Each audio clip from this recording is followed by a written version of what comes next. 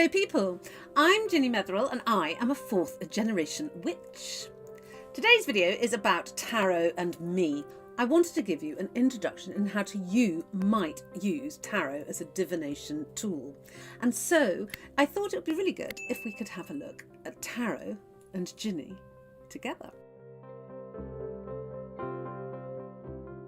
Today's video is sponsored by the platform Keen, who have a wealth of psychics and astrologers to choose from.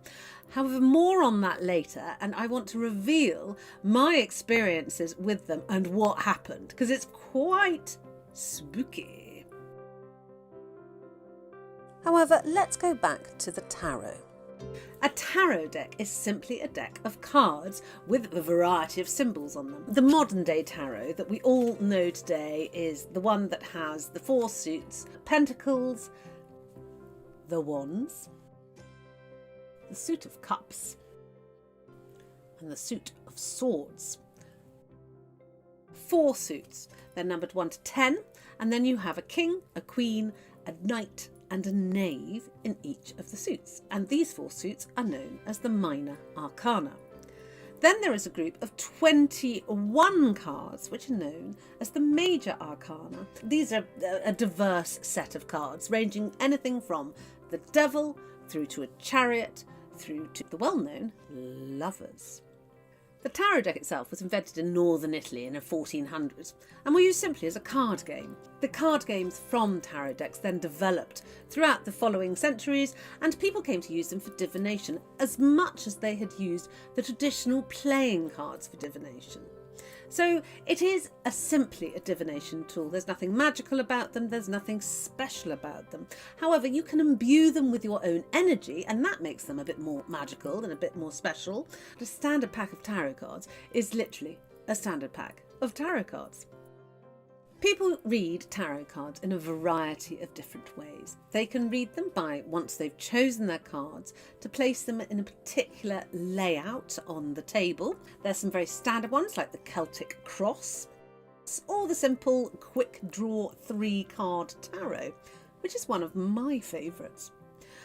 People also interpret the tarot in different ways. My mother, who was incredibly psychic, stopped using the tarot because it inspired too many visions for her, and so she'd be sitting there reading tarot for people, and then she'd have a vision, and she said more often than not it was a dreadful vision, of death, trauma, destruction, whatever, and she didn't want to tell the people about the death, trauma, destruction, whatever that was coming their way, so she'd sit with it, and she said it used to give her the heebie-jeebies that she'd have to sit with all this knowledge. So she stopped reading people's tarots because they brought on her prophetic visions.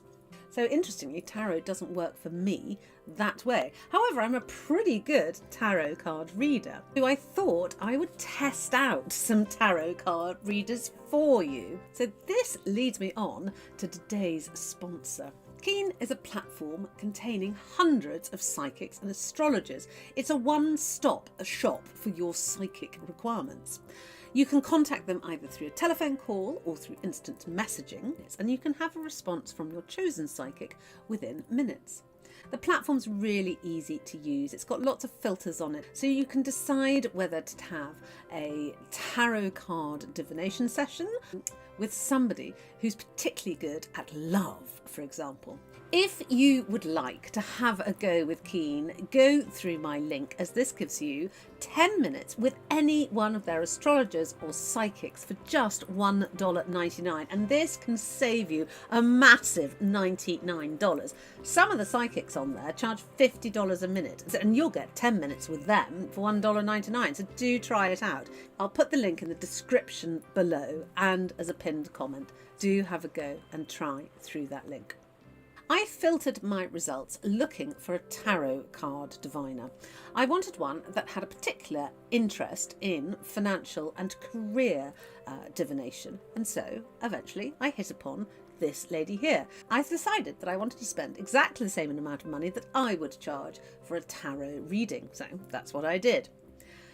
I gave this lady the same question that I've asked myself many times over, and she drew 3 cards. I didn't ask her to, I didn't tell her anything else about me apart from my name and my birth date. She drew 3 cards. And do you know what was quite spooky? Is that I have been drawing those 3 cards for the last year. And these cards are the Chariot, the Empress and the Tower. So, Tower's a bit worrying, isn't it? It's a bit of a worrisome card, that one really. However, her interpretation of them was pretty much on a par of my interpretation of them, but I'm still unsure about the Tower, and I think she was too. What do you think these 3 cards mean? She was spookily accurate in her card pulling, so let's find out if she's right in her interpretation. So how do you read tarot cards? I can only show you how I do it. So my way is to take your pack of cards and to shuffle them whilst holding whatever... And to shuffle them pretty badly while holding the question in your mind of what you want to ask. Once you feel that you have shuffled the cards to your liking, then I always like to cut the cards. A simple ta-da! Your pack is now ready for choosing. I would recommend, if you're going to start with a 3-card spread. Take your cards that you've cut and shuffled and carefully spread them out across the table. Then gently run your hand across the top of the pack. And when your palm feels different, and mine feels hot, that is the card that I will choose. I mean, if you can't do the hand technique, you could just wait for the cards to jump out at you when you're shuffling, or you can use a pendulum. Once you've chosen your 3 cards, it's a really good idea to use a yes or no divination tool to help you. And I use a pendulum. And this is my new wooden one, which I bought this weekend with the Devon Dowsing Association. Hello, Devon Dowsers. Shout out to you. You're all witches, by the way, I thought. I tend to find that I read them very intuitively. So I don't look at the book, and the book doesn't work for me. It certainly works for lots of other people, but not me. So I tend to look at the card and hold the question in my mind that is being set to that card. And then if anything about the picture, the words on it, the state of it, or maybe it's even what I think of when I look at this card jumps out at me, then that is going to be something that I'll intuitively start to talk about. Other top tips for tarot are, when you first get the tarot cards, let them sit with you for a while, and you will then feel the information flowing into you. Try to not get bogged down in what the book says. The book might give you a clue as to where this card will take you, but it's difficult if you constantly refer to the book. If you pull one of the suits, a king, a queen, a knave or a page, I normally take this as reference to a person that the sitter knows, or might even be themselves. And if I pull one of the numbered suits, often it will again refer to a person. However, these suits tend to be about everyday, normal activities. The Major Arcana cards, if I pull those, that's more life path divination, so it's a broader picture. But that doesn't necessarily mean that that happens all the time. It's a bit of rubbish tip, that is. However, you start off with that general premise, you can often find the true meaning of the card.